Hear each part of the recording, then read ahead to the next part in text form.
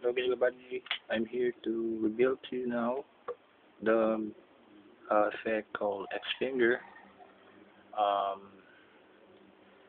produced by Paper Crane Production. I'm so sorry, but I can not, or, yeah. So, pasensya na, dahil medyo kailangan ko mag-Tagalog. Sa mga hindi nakakaintindi or sa akin, I'm so sorry. Pero napakahirap talaga mag-English. Dahil ang English ay parang mahirap. Pero talaga, nag-aaral pa lang ako. Pero ngayon, guys, salamat sa likes and salamat sa comments. Naging 2 comments ko. Thank you. So ngayon, meron na rin 2 likes. Ewan ko lang, sana madagdagan pa. Pero ngayon, i-reveal ko na yung X-Finger. Okay. So ito na po. First, i-peppercorn ko muna. Okay. So, ka mo. Watch. 1, 2, 3. Okay. Ito ang sikreto. Papakita ko sa inyo kung ano ang sikreto. Sikreto niya is ito. Okay. So, ito yung secret. So, ngayon, alam niyo na. So, ito yung secret. Paano nga ba kontrolin ang X-Finger effect na ito? So, ang gagawin mo lamang ay itong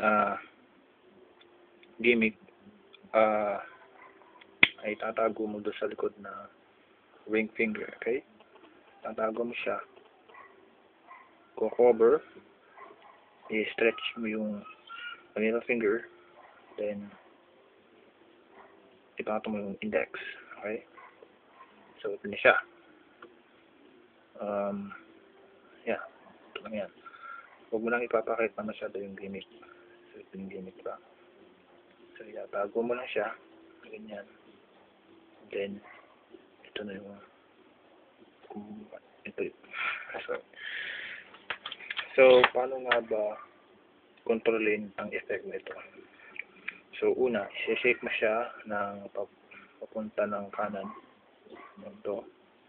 So, 1, 2, 3. Then, cover the index.